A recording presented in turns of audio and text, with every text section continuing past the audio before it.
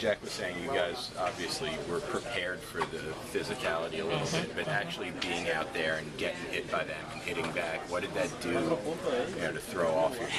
That was their game plan, man. We, like I said, we knew that coming in. I personally felt like they were diving all over the place. That's just my feeling. It worked for them. It did, It kind of, disrupted us a little bit by doing that, because we like to play, man. We like to play, and when they, when they get physical, when they hit us, and when they get away with some of this stuff, it makes it a little bit difficult. But at the end of the day, man, we're not worried about them. We're worried about ourselves, I personally don't think we played as well as we did this past weekend. But Kansas City is a very different team from Toronto as well. But we created some chances. We just gotta put them in the back of the net. I feel like we need to be more aggressive when we play. We move the ball well, but we need to be more aggressive in going forward and not be shy to shoot the ball as well. Did you feel like you guys were fatigued at all today? I think that played a little bit of a part. I see you got lazy. I did, yes. Appreciate you noticing. I think it played some part. But I think we did what we had to do to get ready for the game. I thought, we moved around pretty well. But I think maybe we got a little tired for the end of the game. But we're professionals, man. We got to be ready. I'm sure they played over the weekend as well. Or no, I don't know if they played over the weekend or not. But they had to travel as well, and they had to get here. So when you step out there in the field, whatever be the case, we're pros. We gotta be ready to play. The few chances you did have after they scored, most of the possession was then down in the offensive zone. Talk a little bit through how close you think you guys came. Like the ball I gave to Antoine there in the second half.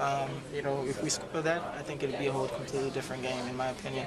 And the one that Moby gave to me, if I get that ball across, somebody taps it in, and I said we score that, it's a different game as well. But we were a little bit unlucky as well, as far as finishing. But they also have chances that they didn't finish either.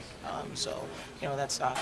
You just got to correct your mistakes and then move forward from there. The late corner that you had, that you and Michael passed before each other. Yeah, it was something that we had talked about before, as a team. In that instance, I don't think we should have played a short corner.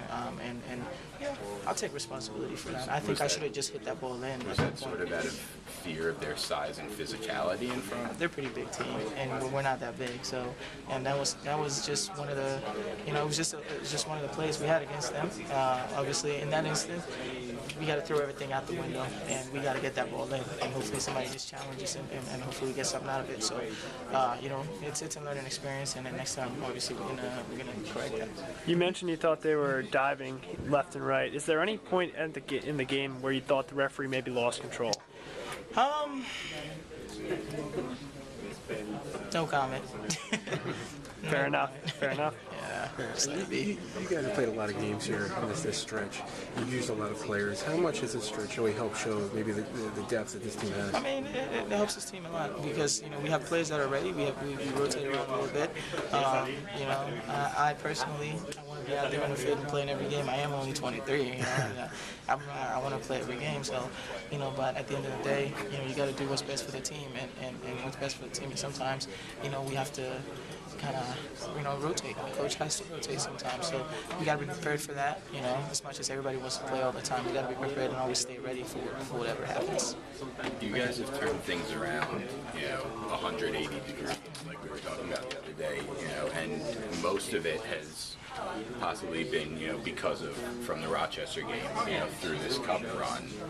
How do you balance the optimism from that with the disappointment from this game, and how long does it take to put that out of your head before you turn around? This is, we're going to be sad today, but Saturday is a big game because whoever wins that game puts themselves in position, potentially in 6th place in the East, and that's just one, that's just one position away from being in a playoff or a playoff position. So, it's a big game. We got to forget about it.